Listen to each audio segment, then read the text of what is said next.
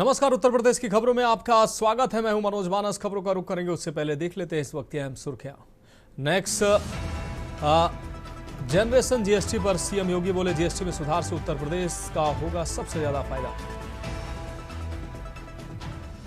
दीपावली से पहले बढ़ेगा शिक्षा मित्रों का मानदेय, सीएम योगी ने दिया आश्वासन।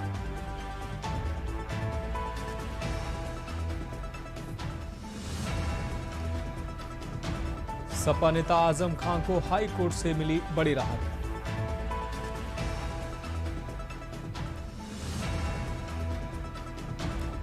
सोलह आईपीएस अफसरों के हुए तबादले।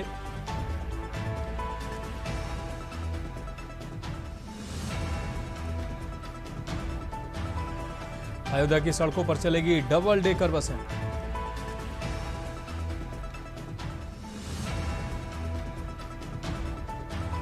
और अयोध्या में ड्रोन और चोरों की अफवाह से तनाव, निर्दोषों पर हिंसा, पुलिस बोली अराजकता पर करेंगे सख्त कार्रवाई।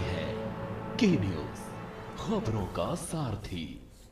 और अब खबरें विस्तार से। अहम खबर से बुलेटिन की शुरुआत करते हैं। ग्रेटर नोएडा से अहम खबर है, जहां 30 अक्टूबर को नोएडा एयरपोर्ट का संभावित उद्घाटन है। केंद्रीय मंत्री राम मोहन नायडू ने की है उद्घाटन की घोषणा। शुरुआती चरण में 10 शहरों के लिए उड़ानें शुरू होंगी। केंद्रीय मंत्री राम मोहन नायडू ने उद्घाटन की घोषणा की है। तो शुरुआती चरण में 10 शहरों के लिए उड़ानें शुरू की जाएंगी। तो इस वक्त की अहम खबर आपको दिखा रहे हैं। लखनऊ, मुंबई, चेन्नई समेत प्रमुख शहर होंगे इस जुड़ाव में। अक्टूबर तक उड़ान संचालन के लिए तैयार होगा एयरपोर्ट। तो यमुना प्राधिकरण में बढ़ी तैयारियों की रफ्तार। नोएडा एयरपोर्ट से जुड़ेगा देश का बड़ा हवाई नेटवर्क। तो क्षेत्रीय कनेक्टिविटी और रोजगार को इससे बढ़ावा मिलेगा। ग्रेटर नोएडा से अहम बड़ी खबर, 30 अक्टूबर को नोएडा एयरपोर्ट का संभावित उद्घाटन। केंद्रीय मंत्री राम मोहन नायडू ने उद्घाटन की घोषणा की है। शुरुआती चरण में 10 शहरों के लिए उड़ानें शुरू की जाएंगी। लखनऊ, मुंबई, चेन्नई समेत प्रमुख 10 शहर इसमें शुरुआती तौर पर जुड़ेंगे। अक्टूबर तक उड़ान संचालन के लिए तैयार होगा एयरपोर्ट। और अगली खबर ग्रेटर नोएडा से है। नोएडा की सड़कों पर स्टंटबाजों का आतंक जारी है। डीसीपी कार्यालय के सामने खुलेआम स्टंट का वीडियो सामने आया। सोशल मीडिया पर वायरल हो रहा है जमकर यह वीडियो। खतरनाक वीडियो सामने आया। मुख्यमंत्री के आदेशों की सरेआम धज्जियां उड़ाई जा रही हैं। आपको बता दें, नोएडा पुलिस की लापरवाही से यह बड़ा खतरा बढ़ा है। काली फिल्म लगी गाड़ियों से जानलेवा स्टंट जारी है। डर के साए में जी रहे हैं नोएडा वासी। सड़कों पर डर का माहौल है। वायरल वीडियो पर पुलिस ने फिलहाल जांच शुरू की है। तो ये तस्वीरें सामने आई, आप देख सकते हैं। आम आदमी का इन सड़कों पर निकलना, डर के साए में निकलना हो रहा है, क्योंकि ये स्टंटबाज हैं। काली फिल्म जिस पर रोक है, काली फिल्म लगाए सड़कों पर जिस तरीके से स्टंटबाजी करते, साफ तौर पर ये स्टंटबाज नजर आते हैं कि खुद की जिंदगी के साथ साथ लोगों की भी जिंदगी खतरे में डाल रहे हैं। और अगली खबर लखनऊ से है। नगर निगम की कपूरथला पर छापेमारी हुई है। कुहा रेस्टोरेंट, मीट की दुकानों पर कार्रवाई हुई है। प्रतिबंधित पॉलीथीन को लेकर ये छापेमारी की गई है। कुहा रेस्टोरेंट से प्रतिबंधित पॉलीथीन बरामद हुई है। सफाई एवं खाद्य निरीक्षक सुपरवाइजर इस दौरान मौजूद रहे। तो प्रतिबंधित पॉलीथीन की छापेमारी में बरामदगी हुई है। कुहा रेस्टोरेंट से प्रतिबंधित पॉलीथीन बरामद की गई है। ये तस्वीरें सामने आई हैं। कुहा रेस्टोरेंट पर छापेमारी की गई है। नगर निगम की कपूरथला में छापेमारी देखने को मिली है। कपूरथला में कुहा रेस्टोरेंट, मीट की दुकानों पर कार्रवाई सामने आई है। प्रतिबंधित पॉलीथीन को लेकर छापेमारी की गई है। आपको बता दें, कुहा रेस्टोरेंट से प्रतिबंधित पॉलीथीन बरामद हुई है।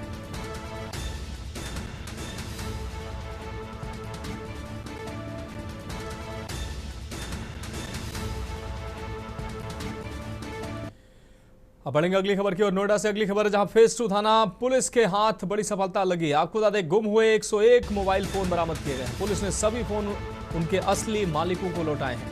तकनीकी सहायता से फोन को ट्रेस किया गया। डीसीपी ने अपने हाथों से वितरित किए हैं मोबाइल मालिकों को उनके फोन। पुलिस की कार्यशैली की लोगों ने इस दौरान सराहना की है। मोबाइल पाकर लोगों के चेहरे खिले हैं। पुलिस ने लगभग 101 मोबाइल के वास्तविक मालिकों के हाथों में सौंपा है।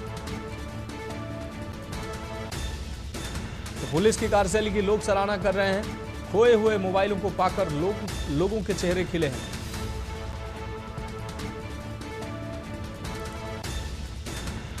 तो पुलिस ने लगभग 101 मोबाइल बरामद कर लोगों को लौटाए हैं। बलवंत सिंह गुम हो गए थे। उन मोबाइल को लगातार उनका आईएमईआई रन किया जाता है और CEIR पोर्टल के माध्यम से ऐसे मोबाइल फोन्स को तलाश किया जाता है जो मोबाइल कुछ समय पहले खो गए। आईएमईआई रन करने के बाद हम उन नंबर्स को देखते हैं जो मोबाइल एक्टिव हुए हैं और इसमें हम लोग जैसा देख पा रहे हैं पिछले 2-3 साल से हम लोग लगातार इस प्रोसेस को अपना रहे हैं और जो मोबाइल गए हैं उन मोबाइल को आईएमईआई रन करा कर और जो इस समय मोबाइल को इस्तेमाल कर रहे हैं उन लोगों से बात करके मोबाइल को हम लोग स्वामियों को सुपुर्द कराते हैं। बढ़ेंगे अगली खबर की ओर। औरैया से अगली खबर, जहां पुलिस की बड़ी कार्रवाई सामने आई है। सहार पुलिस ने पकड़ा है बांग्लादेशी नागरिक। बेला रोड पर कबाड़ी की दुकान से गिरफ्तारी की गई है। मुखबिर की सूचना पर यह कार्रवाई की गई है। इस्लाम नाम का बताया जा रहा है ये बांग्लादेशी। 14 विदेशी अधिनियमों में केस दर्ज किया गया है। पुलिस ने आरोपी को फिलहाल कोर्ट भेजा है।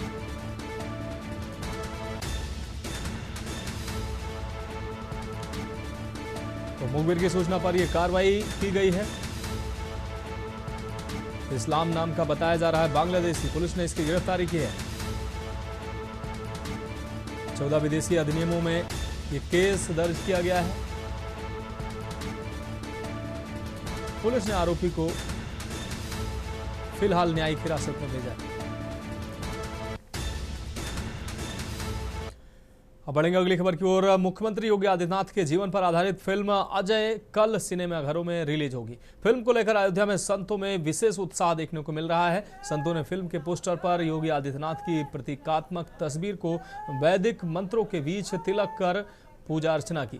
संत दिवाकराचार्य ने कहा कि यह फिल्म योगी आदित्यनाथ के जीवन की सच्चाई पर आधारित है। उन्होंने फिल्म को अनुकरणीय बताया और विरोध करने वालों की आलोचना की। फिल्म में योगी आदित्यनाथ की भूमिका अभिनेता अनंत जोशी ने निभाई है। फिल्म में उनके आध्यात्मिक जीवन, उत्तराखंड से राजनीतिक यात्रा और संघर्षों का चित्रण दिखाया गया है। संतों ने फिल्म के निर्माता सम्राट सिनेमैटिक का आभार जताया है। उनका मानना है कि यह फिल्म समाज को प्रेरित करने का कार्य करेगी। संतों ने जनता से अपील की है कि वे सिनेमा घरों में जाकर फिल्म को देखें और इसे सुपरहिट बनाएं।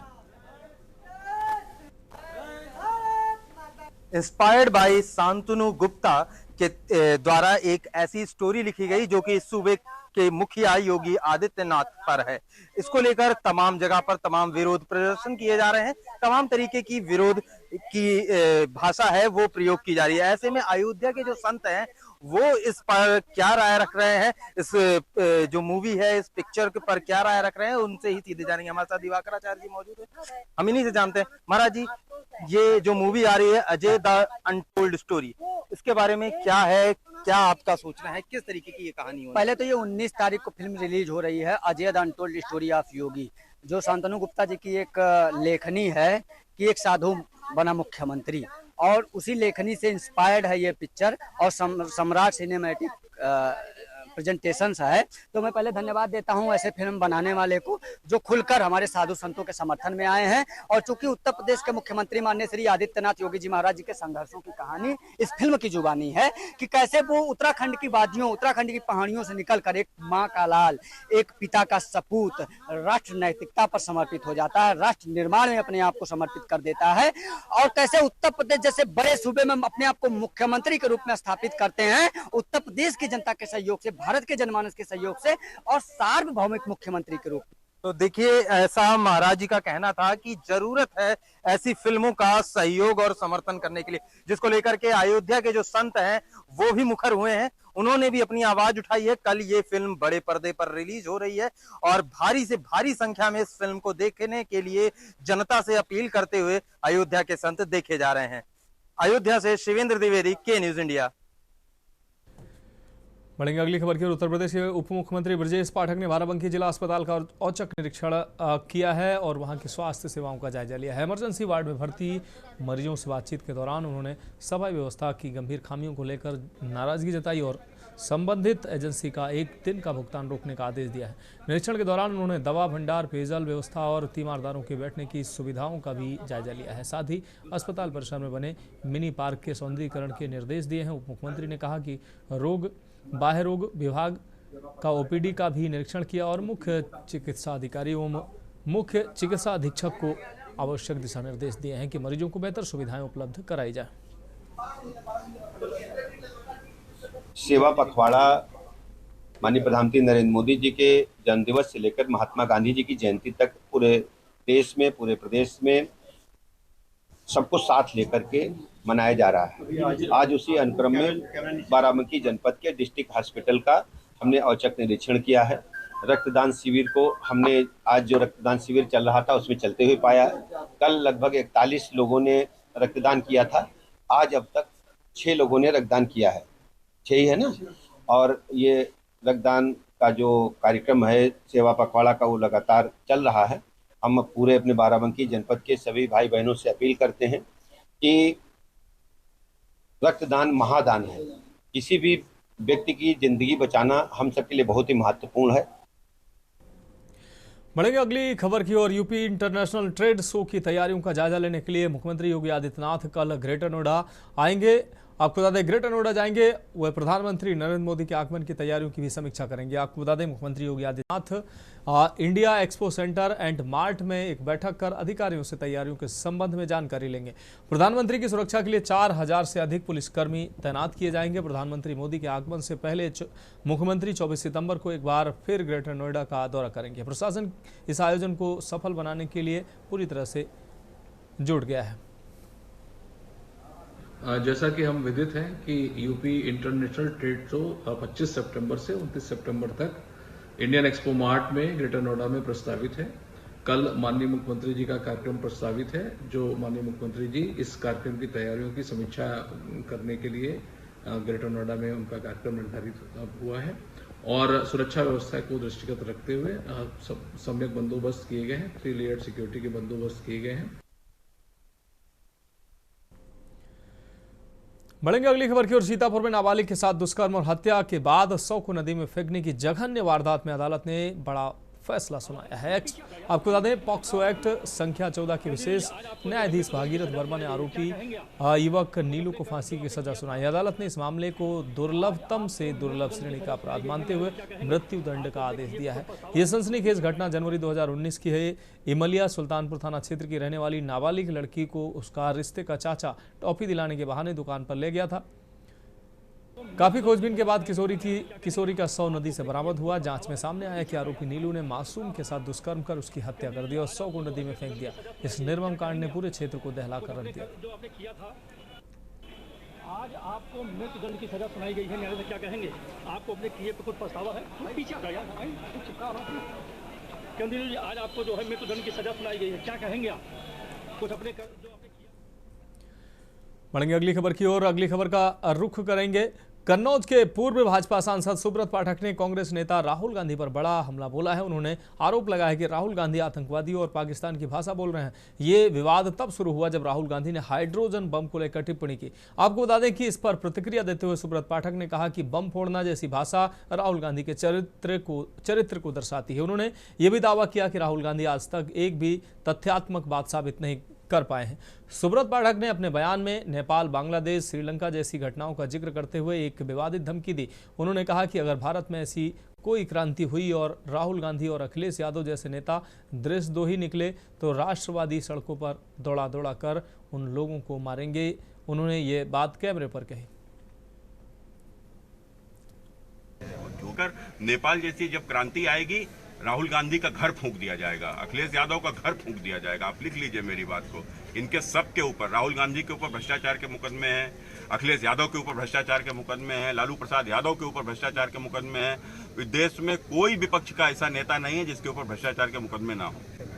देखो, ये लोग देश में आग लगाना चाहते हैं। उनको हमने कहा ना कि लगातार एक के बाद एक चुनाव हार रहे हैं। देश की जनता का जिस प्रकार से भरोसा नरेंद्र मोदी के ऊपर अटल है, वह कुल मिलाकर इनसे बर्दाश्त ही नहीं हो रहा है। ये समझते हैं कि देश की जनता तो इन्हें गद्दी सौंपने वाली नहीं, तो देश में कुछ इस प्रकार की आग लगा दो। लेकिन मैं आज ऑन कैमरा इस बात को कहना चाहता हूं।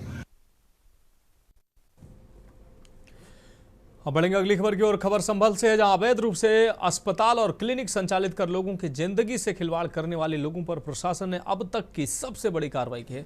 जिलाधिकारी डॉक्टर राजेंद्र पैंसिया, पुलिस अधीक्षक कृष्ण कुमार बिश्नोई, एएसपी अनुकृति शर्मा और मुख्य चिकित्सा अधिकारी डॉक्टर तरुण पाठक के नेतृत्व में हुई इस कार्रवाई से पूरे जिले में हड़कंप मच गया है। आपको बता दें कि प्रशासन की टीम ने 31 अस्पतालों पर छापेमारी की है।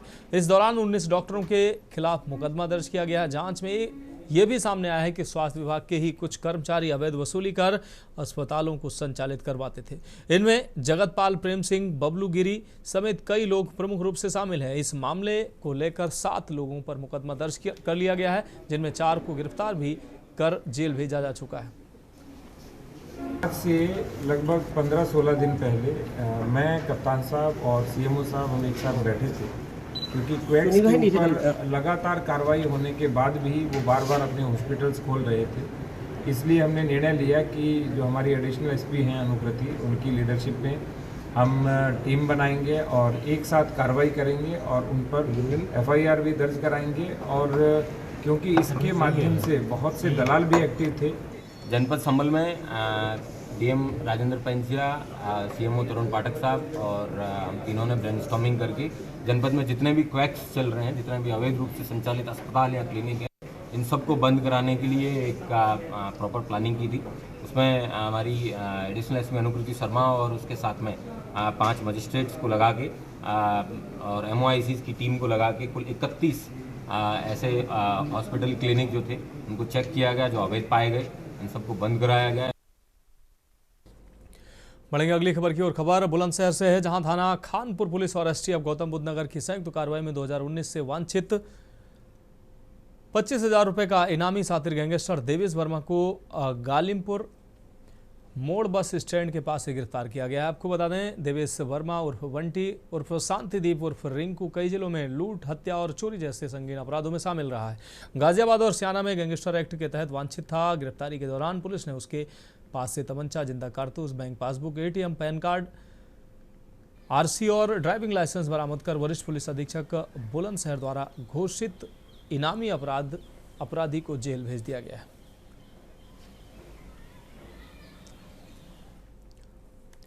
अब बढ़ेंगे अगली खबर की ओर। बुलंदशहर के अहमदगढ़ थाना क्षेत्र में पूठरी गांव के पास 2 ट्रैक्टर चालकों द्वारा हार जीत की बाजी लगाकर खतरनाक स्टंट किए जा रहे थे। सूचना मिलते ही अहमदगढ़ थाना पुलिस मौके पर पहुंची और स्टंट करते हुए 2 ट्रैक्टरों समेत दोनों चालकों को गिरफ्तार कर लिया गया है। जान जोखिम में डालकर स्टंटबाजी कर रहे इन युवकों पर पुलिस ने मुकदमा दर्ज किया। दोनों ट्रैक्टर मालिकों को भी कार्रवाई की जद में लिया गया है।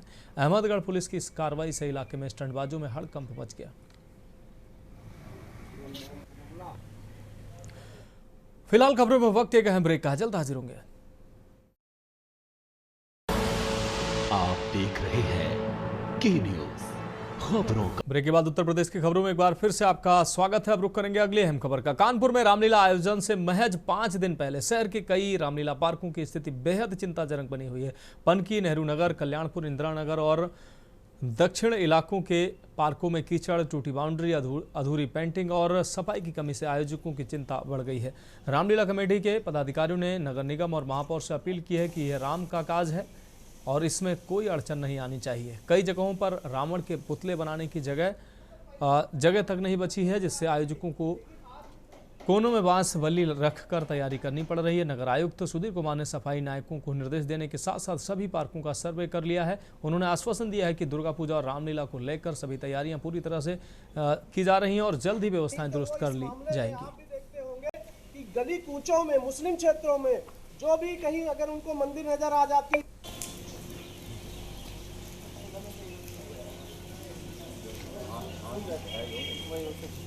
देखिए, आगामी त्योहारों, राष्ट्रीय पर्वों को देखते हुए, जिसमें दुर्गा पूजा है, नवरात्रि है और फिर दीपावली है, इन सभी को देखते हुए कानपुर नगर निगम ने हर बिंदु पर तैयारी की है।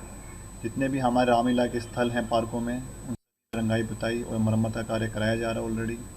जितने भी हमारे शहर के रोड हैं वहाँ पे गड्ढा मुक्ति का हमने एक बड़ा अभियान चलाया हुआ है। लगभग 24 करोड़ की धनराशि से 250 किलोमीटर सड़कों को हम पैच वर्क और गड्ढा मुक्त कर रहे हैं। और क्या नेहरू नगर में स्थित है और अब व्यवस्था के नाम पर यहाँ पे जैसे कि अभी रंगाई पुताई का कार्य नहीं हुआ है। अभी आपने कवरेज लिया, मंच पे कुत्तों ने गड्ढा कर दिया है।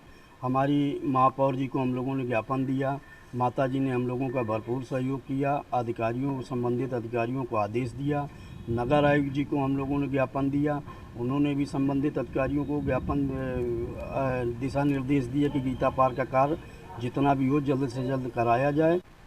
ये गीता पार्क नेहरू नगर का पार्क है। उत्तर प्रदेश की सबसे पुरानी रामलीला ये हमारी है। 21 सितंबर से यहाँ पर मंचन प्रारंभ हो रहा है, लेकिन यहाँ पर मंच में आप देख सकते हैं कि कितने बड़े बड़े गड्ढे हैं और यहाँ पर कुत्ते सो रहे हैं।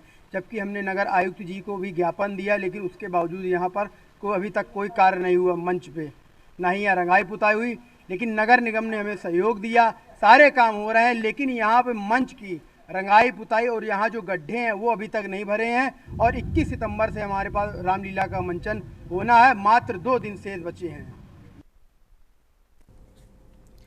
बढ़ेंगे अगली खबर की ओर। उत्तर प्रदेश के कौशाम्बी जिले में कोकराझ पुलिस ने रात्रि गश्त के दौरान एक वरुणा कार से 1 कुंतल 4 किलो 930 ग्राम गांजा बरामद कर अंतर जनपदीय तस्कर डब्लू पाल को गिरफ्तार किया। ये गिरफ्तारी गालिमपुर मोड़ के पास हुई है, जहां संदिग्ध अवस्था में खड़ी कार की तलाशी ली गई तो अंदर गांजा भरा मिला है। गांजा तस्कर डब्लू पाल निवासी अटरौली थाना रेवतीपुर जनपद गाजीपुर पिछले 1 वर्ष से वाहन संख्या DL 3CC P6419 से गांजे की खेप दिल्ली के बेगमपुर पार्क मालवीय नगर से विभिन्न जिलों में ट्रांसपोर्ट कर रहा था। पुलिस के अनुसार उसे प्रति चक्कर 30,000 और अन्य खर्चों के अलावा मोटी रकम मिलती थी। बरामद गांजे की अनुमानित कीमत करीब 50 लाख रुपए बताई गई। पुलिस ने आरोपी के खिलाफ NDPS एक्ट के तहत मामला दर्ज कर लिया है।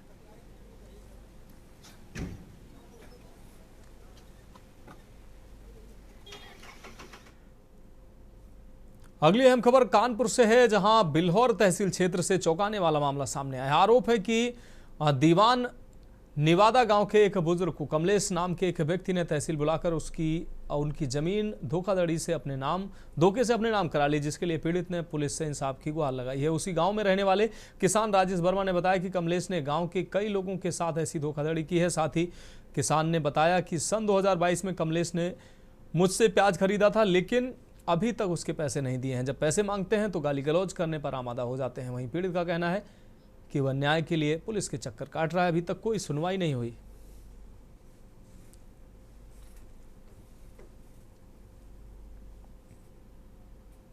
मामला ये, हमारे पिताजी की जमीन कमलेश यादव ने लिखा ली, 2022 में लिखाई, एक 2025 में लिखाई, 2 तारीख को 2/8 को।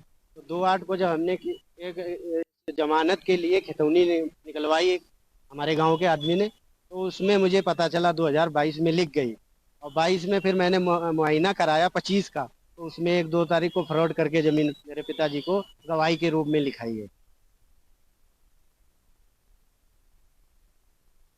आज मैं मौजूद हूँ कानपुर नगर के बिल्लौर तहसील में, जहाँ बिल्लौर तहसील के एक दीवान निवादा गाँव का मामला सामने आया है, जहाँ पर कमलेश नाम के व्यक्ति ने एक बूढ़े व्यक्ति राम सनेही नाम के व्यक्ति को धोखाधड़ी से बिल्लौर तहसील बुलाकर गवाह में साइन करने की बजाय उनकी खेती अपने नाम कर ली है। कमलेश निवादा गांव के रहने वाला है। यह कि पहला मामला नहीं है, ऐसे कई मामले कमलेश ने फर्जीवाड़ा किया है। ऐसा ही एक और मामला हमारे साथ हैं राजेश जी वर्मा। राजेश वर्मा, क्या मामला है आपका? हमारे साहब 4-5 साल पहले इन्होंने प्याज खरीदो। किसने खरीदा था? कमलेश कुमार ने। अच्छा, दीवान यादव है ये। हम वर्मा है। पैसा आज तक नहीं था मिलो। आज तक नहीं दिया ना। इससे पहले आपने शिकायत की थी? शिकायत नहीं कि मांगन जाते तो आज दे दिए, कल दे दिए, परसों दे दिए, ये कर रहे हैं। मांगो ज्यादा मांगो तो गाड़ी गलौज करने लगा। लेकिन आपने शिकायत नहीं की, 4-5 साल हो गए। गांव में आप ही का पहला मामला है या कई और मामले कमलेश ने? और सब गांव में आज गंभीरपुर में उन्होंने नहीं तो आए नहीं, वो आए नहीं, आ ही नहीं पाए। ये खत्म, ये फोन करो तो आए नहीं। जैसा कि आपने देखा है कि गांव में एक मामला ऐसा फर्जीवाड़ा का नहीं है, ऐसे कई मामले हैं जो फर्जीवाड़ा किया गया है। इसी को लेकर गांव के ग्रामीण आज ACP ऑफिस के बाहर खड़े हुए हैं अपनी शिकायत को लेके। जैसा कि आपने इनकी समस्या सुनी है, अब देखना ये होगा कि अधिकारी इसमें क्या बड़ा कदम उठाते हैं। मैं नितेश कटियार, के न्यूज इंडिया, बिल्लौर। अब बात करेंगे अगली खबर की। खबर विकासनगर से है, जहां इन दिनों पूरा प्रदेश आपदा की मार झेल रहा है। आपको बता दें जिससे चकराता के ग्रामीण क्षेत्र भी अछूते नहीं है, लेकिन संबंधित विभाग लापरवाही कर रहा है, लापरवाह बना हुआ है, जिसके चलते प्रभावित लोग दर दर भटकने को मजबूर हैं। वहीं इस मामले को लेकर चकराता विधायक प्रीतम सिंह की अगुवाई में कांग्रेस कार्यकर्ताओं ने तहसील कालसी का घेराव कर धरना दिया। इस दौरान कांग्रेस कार्यकर्ताओं ने तहसील प्रशासन के खिलाफ जमकर नारेबाजी करते हुए प्रदर्शन किया।